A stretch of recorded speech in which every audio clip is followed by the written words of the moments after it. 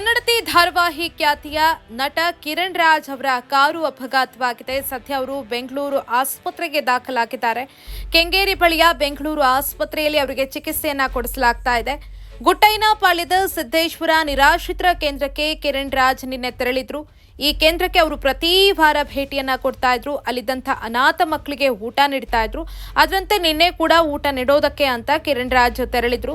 ಇನ್ನು ನಾಳೆ ಅಂದ್ರೆ ಸೆಪ್ಟೆಂಬರ್ 12ರಂದು ಕಿರಣ್ ರಾಜ್ ಅಭಿನಯದ ರಾಣಿ ಸಿನಿಮಾ ರಿಲೀಸ್ ಆಗ್ತಾ ಇದೆ. ಹಾಗಾಗಿ ಸಿನಿಮಾ ರಿಲೀಸ್ಗೂ ಮುಂಚೆಯೇ ಅವರು ಆಹಾರವನ್ನ ನೀಡೋದಕ್ಕೆ ಆ ನಿರಾಶ್ರಿತರ ಕೇಂದ್ರಕ್ಕೆ ತೆರಳಿದ್ರು.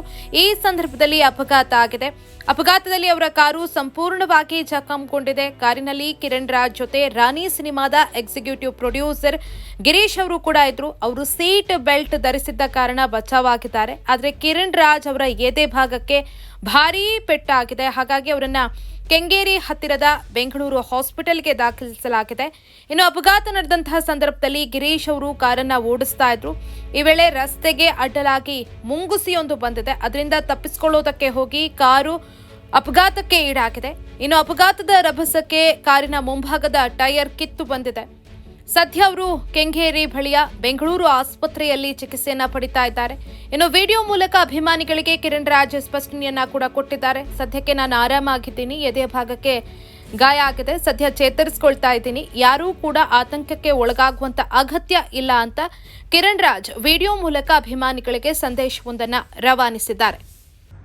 ಎಲ್ರಿಗೂ ನಮಸ್ಕಾರ. ಏನು ಆಗಿದೆ ಅಂತ ನಿಮಗೆ ಆಲ್ರೆಡಿ ಮಾಹಿತಿ ರೀಚ್ ಆಗಿರುತ್ತೆ.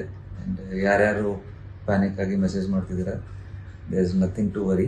I am completely fine. ಸ್ವಲ್ಪ ಏಟಾಗಿತ್ತು, ಬಟ್ ಡಾಕ್ಟರ್ಸ್ ಎಲ್ಲ ಪ್ರಿಕಾಷನ್ಸ್ ಎಲ್ಲ ತಗೊಂಡಿದ್ದಾರೆ and they have given treatment.